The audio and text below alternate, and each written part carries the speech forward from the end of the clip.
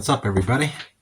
Today I'm going to be, tonight, got the BBC, Big Black Coffee. Yeah, so got some new parts this week. The throttle linkage from my friends at Webcan. Also got a throttle cable, single cable with quite a good pack. This has got all the appropriate different ends fittings. Got some conifer for the brake lines, and I got some Teflon steel braided hose for the connections from the main hard line to the Filter King. Also got a Filter King pressure regulator, that bad boy. So that's going to mount possibly here somewhere, or I'm thinking there. Yep, so that's that. But yeah, what I'm going to be doing tonight is practicing using. Also got this new flaring toolkit. Wasn't cheap, but it's not that good.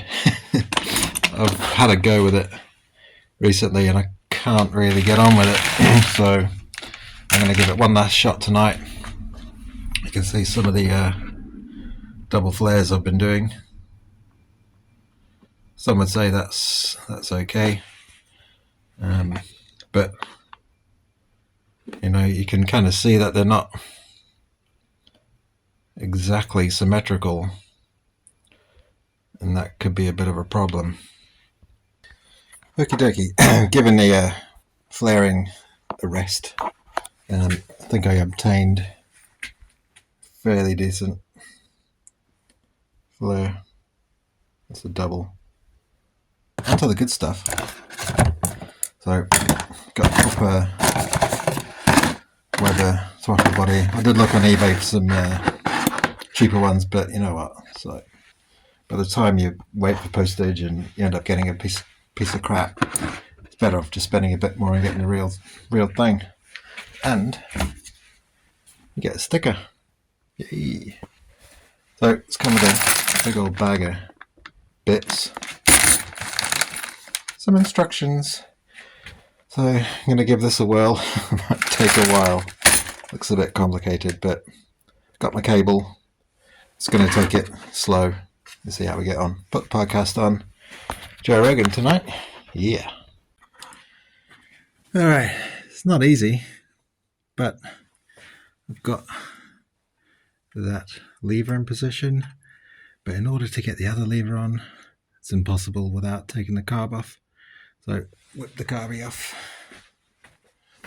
And what I need to do is attach this, hopefully do it the right way, to there, and then slot the two on when I mount the carb.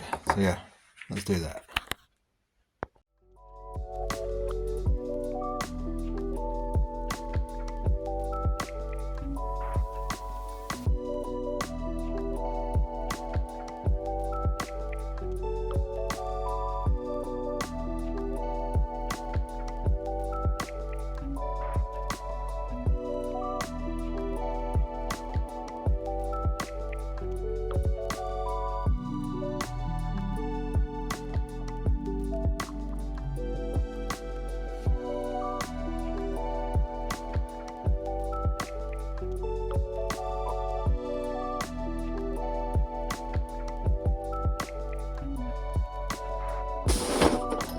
Happy to say great success. It took a bit of head scratching, a bit of asking around on the forums, like, am I doing this right? Because I'm following these instructions here. I actually rung the guys at Webcon and I said, how the hell do you get the end of this cable here into your linkage? And he's like, oh, you just unscrewed the grub screw and then you poke it through and then you screwed the grub screw in. Well, I tried that for about 3 hours and there's no way. It ain't happening. Unless you sort of damage the cable by turning the grub screw and sort of like ramming it in. So I didn't want to do that. And a lot of the guys on the forum said, all you really need is one of these sort of ferrule ends, and you put that in the linkage end. So that's like a soldered lead piece, like one of these that's integrated into the wire. Put that into the linkage end, feed everything through the bulkhead, wherever you want to run it, into your pedal, and then put the solderless ferrule on the pedal end. Did that. Sweet. So yeah, it's all working well. I get the full range of throttle. I've double checked the range isn't going too far as to damage any butterfly components inside the carburetors. I've actually set the limit screw. There's a limit screw on top of the linkage that sets the height of the crank lever that operates the butterflies, so you can't bend it. You can't bend the butterflies if the cable is adjusted incorrectly. There's a stop there, so that's quite a nice little feature. Bought myself a nice little Draper soldering iron. I really like Draper tools. They're economical and they're really good quality, actually. So I did some browsing on eBay and I found this. The perfect width, height, depth for the MK1 Escort dash panel. It's almost like it couldn't be made more perfect. It's got like a neat little discreet cover as well. So, you're not like, you haven't got this stupid little thing, this ugly thing in your dash. You've got your nice little rubber cover on it there. So that can just sit in the switch panel. It'll just blend in so nicely. I'm happy with that. I go to test fit, it's spot on. I mean, it couldn't be any more tailor-made for the MK1 Escort. So yeah, really happy about that. Oh, it came from up the shop. Bought a pair of these courtesy light switches. They're basically identical to the old ones, which I'll show you in a sec. Here we have a spade connection, spade bit. I think the OEM ones have something a bit like, not something a bit like, but they have one of these. So my next job is to solder on a spade connection. I don't know how I'm going to get on with soldering inside the car, but so essentially I'm going to cut the old wire, solder one of these on, and then connect it up. That's the plan.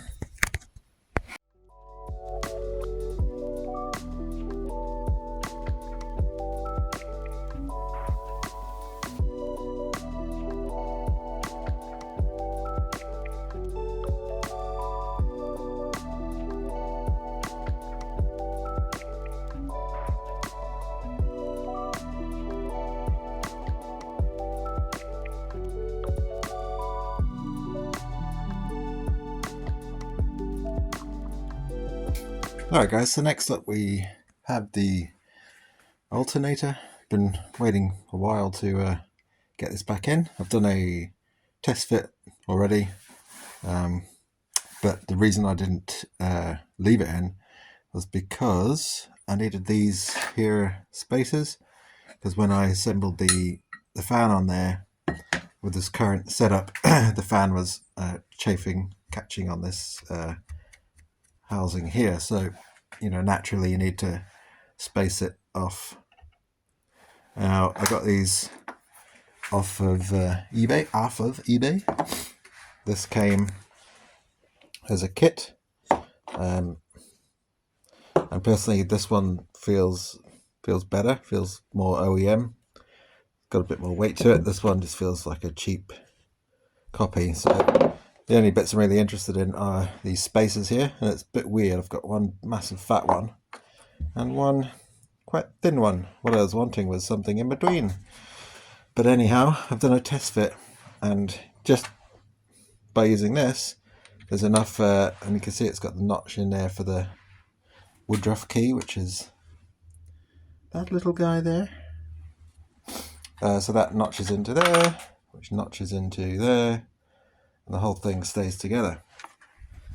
So, alternator is fitted, I believe. That looks pretty good. I've got the angle there. Looks quite good. Look like we're in line. It's not deviating out of parallel. Looks pretty good. I'll call that done. Now I got this 8mm fuel hose, and I've fitted that. But I've got to say, I don't really like it. See how it kind of looks grey? Kind of lets the side down a bit. You know, and you look at the engine bay, you got this horrible grey hose. I think I would have preferred this stuff. Let's have a look here. This is like nice shiny Teflon lined hose. It's a steel braided, but I think it's a bit overkill for fuel hose. See how we've got a Teflon steel braided hose there. It's just a lot more complicated to fit, and I don't really have the time at the minute to get into doing that. So yeah, all I've got to do now is fit the regulator down here, link up the hose, fit the filter, run the hard line to the tank, and we should be good, I think. Very, very close now. I've tidied up the loom the other night, yesterday actually, although it still needs completely finishing. See there, it's not in the loom clip, but what I did, I soldered the connections to run the alternator. So I fixed the wiring in there, did some nice big soldered joints, heat shrank it, then electrical tape around the heat shrink just for extra insulation. And all I've got to do now is plug in the cables to the alternator, tidy up the couple more things. I think I've got a couple of wires there under tension, but otherwise pretty good. Little mock-up of where the spark plugs are going to go. Spark leads, ignition leads. Not keen on the red, but just having a little play with, you know, how it's going to look. I've moved the dipstick tube because it was originally coming through there, so I wanted the leads to pop through the manifold. So I've repositioned the dipstick tube. It's actually better there, and it's quite tight under there with the distributor, but I found the best way to do it was to put the rotor and the cap on first and then reach under and put the leads on, rather than the other way around, which wasn't working. So yeah, I might get some black or blue leads. I'm not a fan of the red ones, but all I've got to really do now is charge up the battery and spark it up.